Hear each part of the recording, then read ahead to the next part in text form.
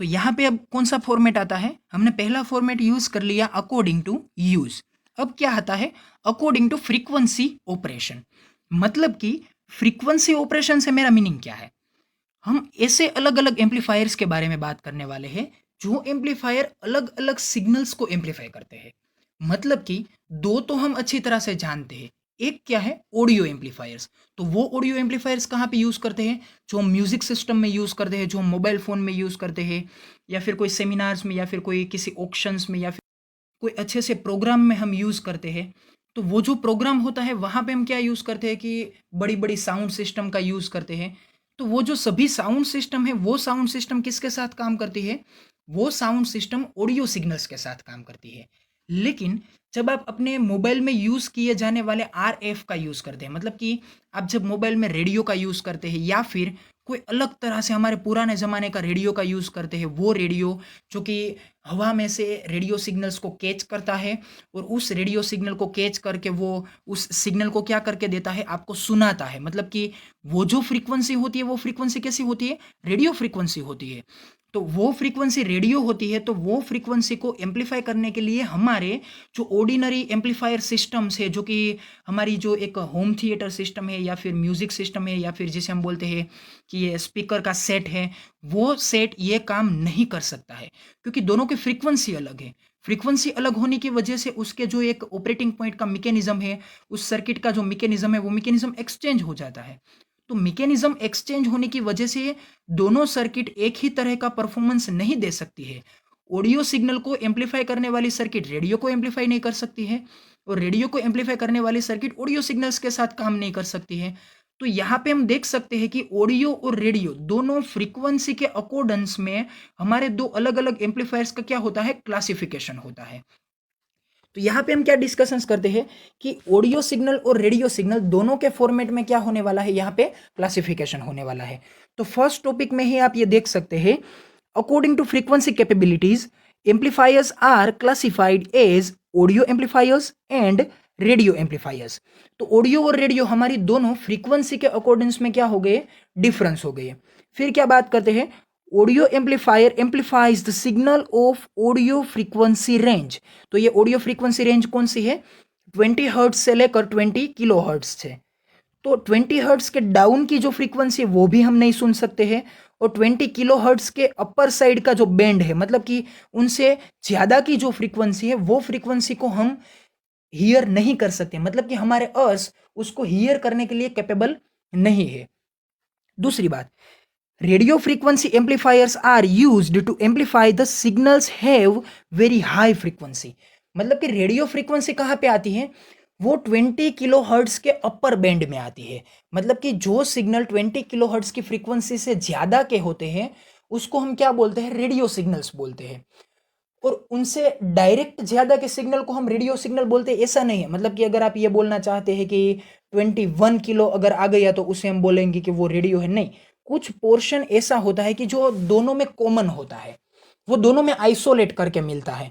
तो वो common portion होता है, वो कॉमन पोर्शन को आप कभी ये नहीं बोल सकते कि एग्जैक्ट 201 से ये पोर्शन इस तरह से हो गया, और 202 मतलब कि उनसे डाउन का या फिर उनसे अप का वो पोर्शन कुछ दूसरा हो गया। मतलब कि यहाँ पे आप कोई फाइन लाइन खींच नहीं सकते। फाइन लाइन से मेरा मतलब क्या है कि आप कोई शार्प लाइन नहीं बना सकते कि इनसे राइट हैंड साइड मतलब कि ये बैंड बनता है, और उनसे लेफ्ट हैंड साइड मतलब कि ये वो बैंड बनता है।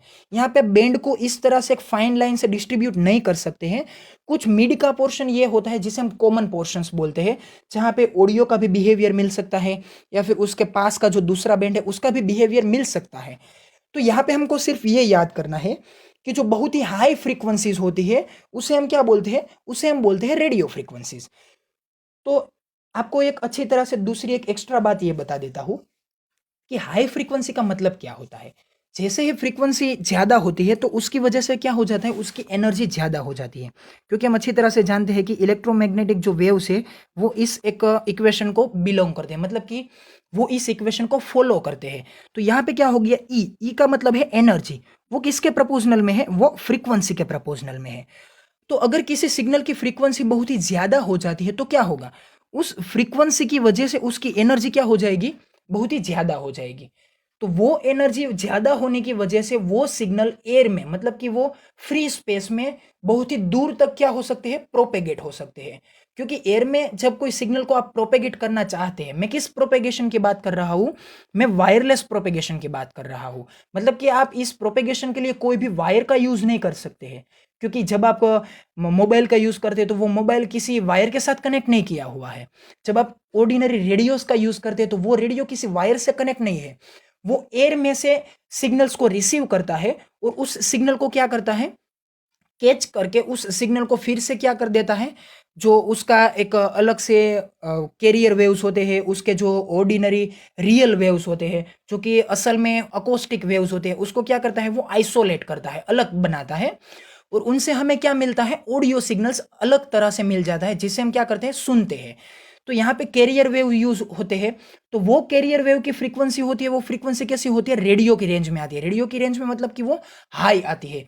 इसकी वजह से क्या होता है कि ये जो हाई फ्रीक्वेंसी होने की वजह से उसकी एनर्जी बढ़ जाती है, और एनर्जी बढ़ने की वजह से वो लॉन्ग डिस्टेंस तक ट्रैवल कर सकते हैं। क्योंकि जब डिस्टेंस ज़्यादा हो जाता है तो एक फैक्टर हमें इफेक्ट करता है। वो फैक्टर ये है कि वो सिग्नल्स क्या होते हैं, डैम्प होते हैं। डैम्प से मतलब क्या है, वो अवमंदित होते हैं। अवमंदित का मतलब क्या होता है कि उसका एम्पलीट्यूड डिक्रीज होता है। एम्पलीट्यूड डिक्रीज होने का मतलब ये है कि उसका पावर क्या होता है, डिक्रीज होता है। तो पावर को हमें अच्छी तरह से मेंटेन रखने के लिए उसकी एनर्जी को राइज अप करना पड़ता है। तो एनर्जी को राइज अप करने के लिए हमारे पास सिर्फ और सिर्फ एक ही तरीका बनता है, और वो ये है कि हमें उसकी फ्रीक्वेंसी को क्या करना पड़ता है, बहुत ही हाई बनाना पड़ता है। तो ये एक आपका एक्स्ट्रा रीजन था कि हम रेडियो सिग्नल्स में रेडियो सिग्नल्स का ही यूज क्यों करते हैं। ये कुछ एक अच्छी तरह से जोक बन गया, क्योंकि रेडियो सिग्नल का मतलब ये है कि वो सिग्नल एक हाई फ्रीक्वेंसी में आते हैं, उसकी वजह से हमने उसको नाम क्या दिया था कि ये रेडियो सिग्नल से। लेकिन उसका मतलब ये नहीं है कि वो रेडियो में इस्तेमाल होते हैं इसलिए हमने इसको रेडियो बोला है, नहीं। वो सिग्नल्स रेडियो में यूज हो सकते हैं इसलिए हमने रेडियो का नाम रेडियो दिया है, नहीं कि रेडियो का नाम रेडियो है इसलिए उस सिग्नल को नाम रेडियो दिया गया है। आपको अच्छी तरह से इस डिफरेंस को माइंड करना है, क्योंकि सिग्नल्स पहले थे, वो सिग्नल्स के बैंड भी पहले से था, लेकिन जब उस बैंड को आपने एक इक्विपमेंट में यूज किया तो उस बैंड के नाम के ऊपर से आपने उस इक्विपमेंट का नाम क्या बना दिया, रेडियो बना दिया। क्योंकि वो इक्विपमेंट किसके साथ काम करता है, क्योंकि वो रेडियो सिग्नल्स के साथ काम करता है। तो आपको ये अच्छी तरह से डिफरेंस को मेंशन करना है कि ये एक इक्विपमेंट का नाम है इसीलिए ये सिग्नल्स का नाम बना, नहीं। ये सिग्नल का नाम था इसीलिए ये इक्विपमेंट का नाम उस सिग्नल के अकॉर्डेंस में बना हुआ है। तो आपको ये अच्छी तरह से डिफरेंस को मेंशन करना है। फिर हम बात करते हैं कि ये जो रेडियो सिग्नल थे, ये रेडियो सिग्नल्स की फ्रीक्वेंसी क्या है, बहुत ही हाई है। तो जो ऑडियो को एम्पलीफाई करते हैं उससे हमने बोला ऑडियो एम्पलीफायर्स, जो रेडियो फ्रीक्वेंसीज को एम्पलीफाई करते हैं उसे हमने क्या बोला, रेडियो एम्पलीफायर्स। फिर यहाँ पे आगे क्या टॉपिक आता है, तो audio amplifier amplify the audio frequency for music system और एनी ऑडियो डिवाइसेस, जिसके बारे में हमने बात की थी। हम जो डे टू डे लाइफ में यूज करते हैं, जो भी एप्लीकेशंस लेते हैं, वो क्या है, म्यूजिक सिस्टम है या फिर कोई और ऑडियो सिस्टम से। While the radio frequency are used in radio stations, मतलब कि जो हम एफएम्स का यूज करते हैं तो वहाँ पे भी हम बोलते हैं कि FM 92.7 या फिर FM 92.5। तो ये जो सभी फॉर्मेट्स है वो क्या है, 92.8 MHz। मतलब ये है कि ये 92.8 M का मतलब होता है मेगा और HZ का मतलब होता है हर्ट्ज। तो यहाँ पे 92.8 मेगा हर्ट्ज फ्रीक्वेंसी की बात हो रही है। तो ये जो मेगा फॉर्मेट आई, मेगा का मतलब क्या होता है, मेगा का मतलब होता है 10⁻⁶। फिर यहाँ पे ये जो किलो है, किलो का मतलब क्या होता है, 10⁻3। तो आप अच्छी तरह से यहाँ पे डिफरेंस देख सकते हैं कि ये जो किलो की रेंज में फ्रीक्वेंसी थी उसे हमने क्या बोला था कि वो क्या है, एक ऑडियो है। लेकिन जब आपने मेगा के बारे में बात की तो अभी हमने बात की थी कि रेडियो फ्रीक्वेंसीज के जो सिग्नल है वो उसकी फ्रीक्वेंसी कैसी है, उसकी फ्रीक्वेंसी बहुत ही हाई है। तो ये हाई का मतलब यहाँ पे हम देख सकते हैं 92.8 मेगाहर्ट्ज में, कि यहाँ पे 92.8 इंटू 10⁻⁶ ये फॉर्मेट के बारे में बात होती है। तो ये 10⁻⁶ का फैक्टर 10⁻3 से बहुत ही बड़ा है। तो मतलब यहाँ पे साफ हो जाता है कि रेडियो फ्रीक्वेंसी के सिग्नल यहाँ पे किलो हर्ट्ज की फ्रीक्वेंसी से 10⁻3 टाइम्स बड़े हैं। मतलब कि ये आप ये देख सकते हैं कि ये किलो टाइम्स बड़े हैं। किलो का मतलब ये होता है कि 10⁻³ तो यहाँ पे जो ये रेडियो फ्रीक्वेंसी है उस फ्रीक्वेंसी के नाम पर ही यहाँ पे जो हमारा एफएम बैंड होता है उस एफएम बैंड का नाम बनता है। 92.8, 92.7 या फिर 92.5 कोई भी बैंड बनता है तो वो सिर्फ और सिर्फ एक फ्रीक्वेंसी के नाम पर बनता है। और जब आप रेडियो को यूज़ करते हैं, कैलिब्रेट करते हैं, कैलिब्रेट का मतलब ये है कि जब आप उसका एक पोटेंशियोमीटर को चेंज करते हैं, सिर्फ एक फ्रीक्वेंसी को कैच करना चाहते हैं, तो आप उस पोटेंशियोमीटर की वजह से जो चेंज करते हैं वो चेंज यही है कि आप एक स्पेसिफिक फ्रीक्वेंसी को कैच करना चाहते हैं। तो वो स्पेसिफिक फ्रीक्वेंसी कैच होती है तो उसकी वजह से क्या होता है कि वो सिग्नल अच्छी तरह से कैच होके क्या होते हैं कि उसके रियल ऑडियो वेव्स और करियर वेव्स उसको क्या हो जाता है, आइसोलेशन हो जाता है। फिर हम क्या सुन सकते हैं, उसका प्योर ऑडियो सिग्नल्स को सुन सकते हैं। तो और कुछ नहीं है, ये सभी जो टर्म्स है वो सभी टर्म्स एक इलेक्ट्रोमैग्नेटिक स्पेक्ट्रम से क्या करते हैं, बिलोंग करते हैं। उसको हमें अच्छी तरह से उस इलेक्ट्रोमैग्नेटिक स्पेक्ट्रम में से ही मेंशन करके माइंड करना है। ओके, फिर आगे बात करते हैं। While the radio frequency amplifier are used in radio station to amplify the radio signals, broadcasting and receiving. Broadcast का मतलब क्या होता है, वो सिग्नल रेडियो स्टेशन में से फायर किए जाते हैं। फायर का मतलब क्या होता है कि वो पहले यहाँ पे रिकॉर्डिंग करते हैं, फिर रिकॉर्डिंग करने के बाद क्या करते हैं, उस सिग्नल को एयर में ट्रांसमिट कर देते हैं, ब्रॉडकास्ट कर देते हैं। फिर वो ब्रॉडकास्ट किए हुए सिग्नल कहाँ तक पहुँचते हैं, हमारे एंटेनास तक पहुँचते हैं। मतलब कि ये हो गया आपका एक ब्रॉडकास्टिंग चैनल का एक हेड। वहाँ से क्या हुआ कि वो सिग्नल्स क्या हुए, एक ब्रॉडकास्टिंग हुए, मतलब कि वहाँ से क्या हुए, वो सिग्नल थ्रो आउट हुए। और थ्रो आउट होने के बाद वो क्या होता है कि हमारे रिसीविंग फॉर्मेट में, रिसीविंग मतलब कि आप कंसीडर कर सकते हैं आपका ये मोबाइल है या फिर ये आपका एक रेडियो है, वहाँ पे ये क्या हो जाते हैं, रिसीव हो जाते हैं। तो ये बीच का पोर्शन क्या था, वो था एयर था। मतलब कि यहाँ पे कोई भी वायर के साथ कनेक्ट किया हुआ कम्युनिकेशन नहीं है, वो क्या है, वायरलेस कम्युनिकेशन है, जो कि एक टावर्स के थ्रू होता है।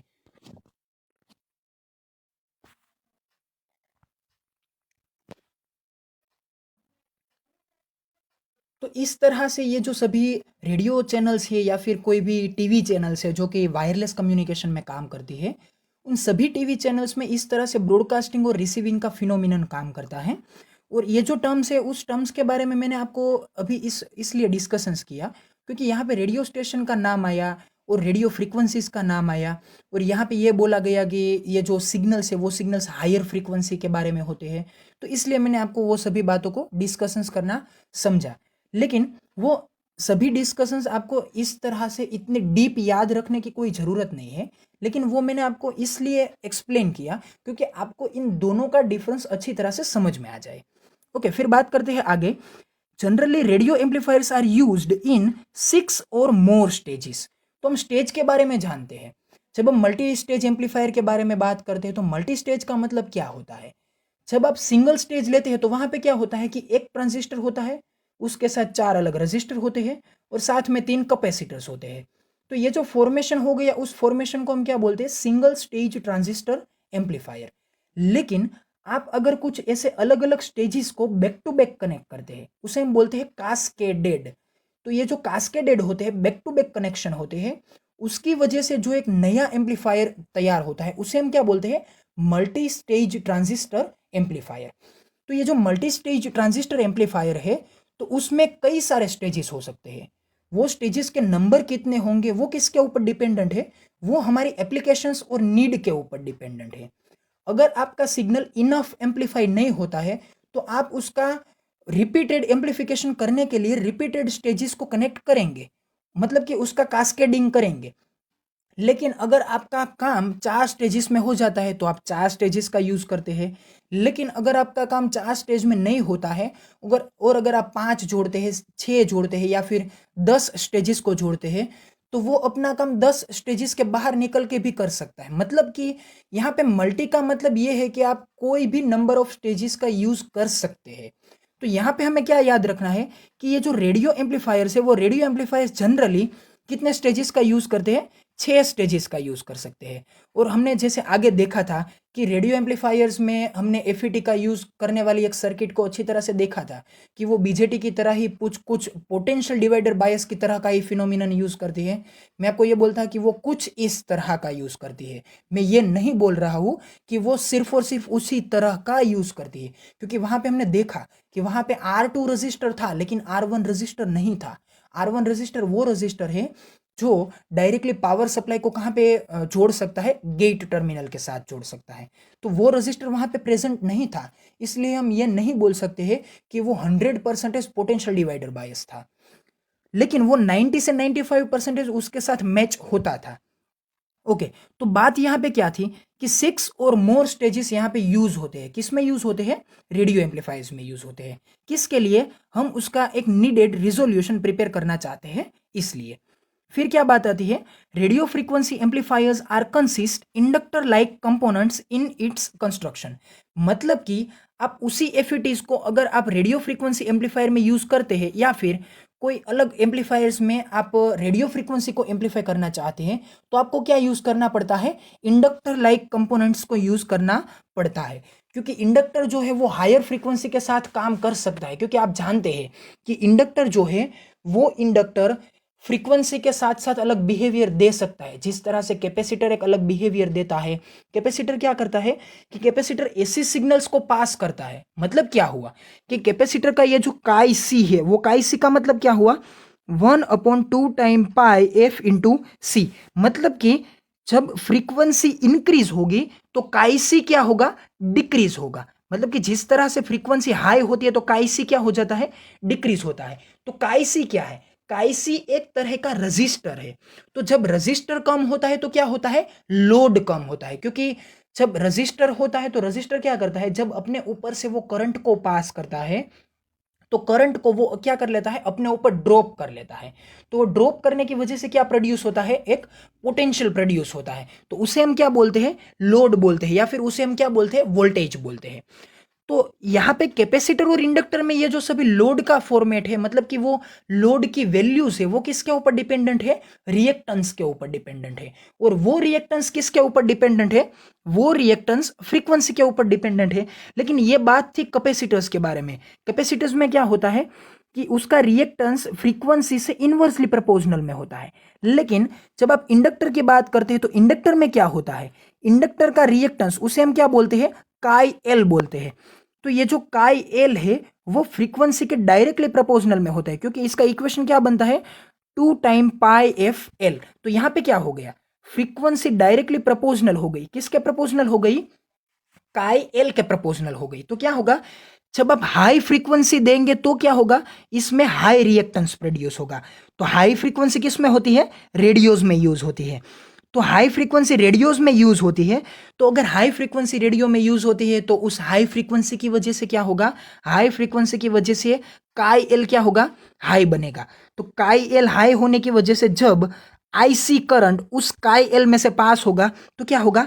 आईसी इंटू काई एल। मतलब कि एक रजिस्टर, एक टाइप का रिएक्टेंस किसके साथ मल्टीप्लाई हुआ? करंट के साथ। तो उसकी वजह से क्या राइज अप होगा? वोल्टेज राइज अप होगा। तो मतलब आपको ये समझ में आ गया होगा कि अगर आप यहाँ पे हाई फ्रीक्वेंसी के साथ इंडक्टर यूज करते हैं तो वो इंडक्टर इस हाई फ्रीक्वेंसी के साथ क्या देगा? हाई रिएक्टेंस देगा। और उस हाई रिएक्टेंस का करंट के साथ मल्टीप्लिकेशन होने की वजह से आपको क्या मिलेगा? हाई पोटेंशियल डेवलप किया हुआ मिलेगा। और वो हाई पोटेंशियल आपको क्या दे सकता है? वोल्टेज का अच्छी तरह से एम्प्लीफिकेशन दे सकता है, या फिर उस वोल्टेज की वजह से आपको किसका एम्प्लीफिकेशन मिल सकता है? पावर का एम्प्लीफिकेशन मिल सकता है। तो यहाँ पे ये क्या बात हमें इंपॉर्टेंट लगी कि यहाँ पे रेडियो फ्रीक्वेंसी और ऑडियो फ्रीक्वेंसी दोनों के फॉर्मेट में अकॉर्डिंग टू फ्रीक्वेंसी ऑपरेशन क्या होता है? क्लासिफिकेशन होता है। ऑडियो की रेंज क्या हुई? 20 हर्ट्ज से 20 किलो हर्ट्ज के बारे में हुई। और रेडियो सिग्नल्स में क्या है? वेरी हाई फ्रीक्वेंसीज है, जिसे हम कहाँ पे यूज़ करते हैं? रेडियो स्टेशंस में यूज़ करते हैं। और उस फ्रीक्वेंसी को एम्पलीफाई करने के लिए हम क्या यूज़ करते हैं? 6 या फिर उनसे ज़्यादा अलग अलग स्टेजेस का यूज़ करते हैं। किस में? रेडियो एम्पलीफायर्स में। और वो रेडियो एम्पलीफायर्स की जो फ्रीक्वेंसी होती है वो किस फॉर्मेट या किस रेंज में होती है? मेगा की रेंज में होती है। और उसमें क्या यूज़ होता है? इंडक्टर लाइक कंपोनेंट्स यूज़ होते हैं। तो ये जो स्लाइड थी, इस स्लाइड का मैंने अभी आपको ये ओवरव्यू बता दिया। अब हम क्या बात करेंगे, अब हम जो ये सभी डिस्कशंस थी उस डिस्कशंस के लिए जिस भी तरह की सर्किट यूज होती है उस सर्किट के कंस्ट्रक्शन के बारे में बात करते हैं, मतलब कि उस सर्किट के फिगर के बारे में बात करते हैं। तो यहाँ पे आप देख सकते हैं कि ये क्या है, ऑडियो एम्पलीफायर है। किसका यूज करके बनाया गया है, BJT 547। ये फिगर सिर्फ और सिर्फ मैंने आपको अलग लगे इसलिए मैंने आपको ड्रॉ करके दी हुई है, वरना ये फिगर है सेम जो कि हमने आगे फर्स्ट क्लासिफिकेशन में यूज की थी, वही फिगर है ये। यहाँ पे भी 2 कैपेसिटर, 4 रजिस्टर, ये हमारा ऑर्डिनरी ट्रांजिस्टर, और अच्छी बात यह है कि यहाँ पे भी ट्रांजिस्टर वही है BC547।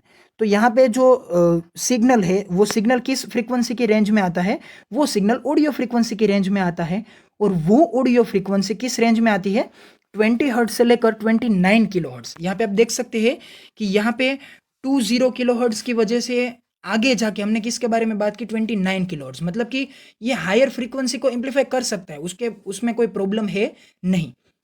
ओके, यहाँ पे क्या है, RF एम्पलीफायर है, मतलब कि वो रेडियो फ्रीक्वेंसी के सिग्नल्स को एम्पलीफाई करने वाला है। तो यहाँ पे हमने क्या यूज किया हुआ है, BJT यूज किया हुआ है।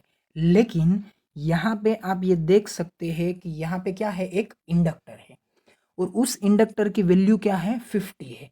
तो 50 से मतलब क्या हो सकता है कि ये 50 मिली हर्ट्स का है, और यहाँ पे क्या होने वाला है, सॉरी सॉरी 50 मिली हर्ट्ज नहीं, यहाँ पे क्या होगा, 50 मिली हेनरी होगा।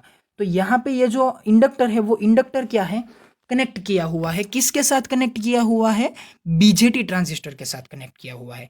लेकिन ये जो ट्रांजिस्टर है वो कौन सा है, BC547। यहाँ पे भी कौन सा ट्रांजिस्टर था, BC547। लेकिन यहाँ पे देख सकते हैं कि यहाँ पे और भी इंडक्टर्स है, 2.5 और यहाँ पे आप देख सकते हैं कि 2 वेरिएबल कैपेसिटर्स है। क्योंकि वेरिएबल इसलिए बोला क्योंकि उसके ऊपर क्या है, एरो ड्रॉ किया हुआ है। तो ये एरो क्या रिप्रेजेंट करता है, एरो उसकी वेरिएबिलिटी को रिप्रेजेंट करता है, मतलब कि वो क्या है, वेरिएबल है। लेकिन आप यहाँ पे इस फॉर्मेशन को देखिए, यहाँ पे क्या होता है, एक कैपेसिटर है, दूसरा कैपेसिटर है, दोनों कैपेसिटर एक दूसरे को क्या है, पैरेलल है, और उसके साथ यहाँ पे क्या कनेक्ट किया हुआ है, एक इंडक्टर। इंडक्टर से मेरा मतलब है L। तो ये कौन सा फॉर्मेट हो गया, ये कुछ एक मैथमेटिकल पाई शेप की तरह हो गया। तो पाई को हम किस तरह से स्पेल आउट करते हैं, PI। तो यहाँ पे आप देख सकते हैं कि पाई L नेटवर्क है। पाई L की मतलब क्या है, 2 कैपेसिटर पैरेलल में, और इंडक्टर कहाँ पे है, उसके एक पैरेलल पोर्शन को कनेक्ट करने वाली बायसिंग में। तो इसकी वजह से जो एक मैथमेटिकल शेप प्रोड्यूस होता है उसे हम क्या बोलते हैं, PI, पाई। और वहां पे क्या एक हेल्पिंग कंपोनेंट यूज किया हुआ है, आउटपुट में भी यहाँ पे एक आता है इंडक्टर। तो उसकी वजह से ये नाम क्या बन गया, pi L network at output section. मतलब कि आउटपुट सेक्शन में क्या कनेक्ट किया हुआ है, एक पाई L नेटवर्क कनेक्ट किया गया है। और ये जो टोटल कंस्ट्रक्शन बनता है वो कंस्ट्रक्शन का काम क्या है, वो रेडियो फ्रीक्वेंसी को एम्पलीफाई करने का काम करता है। तो ये जो हमारा क्लासिफिकेशन था वो क्लासिफिकेशन किसके ऊपर डिपेंडेंट था, ऑडियो फ्रीक्वेंसी और रेडियो फ्रीक्वेंसी, मतलब कि अकॉर्डिंग टू फ्रीक्वेंसी जो हमारी अलग अलग सर्किट्स बनती है उस सर्किट के कंस्ट्रक्शन के बारे में था, जो कि हमने यहाँ पे कंप्लीट किया।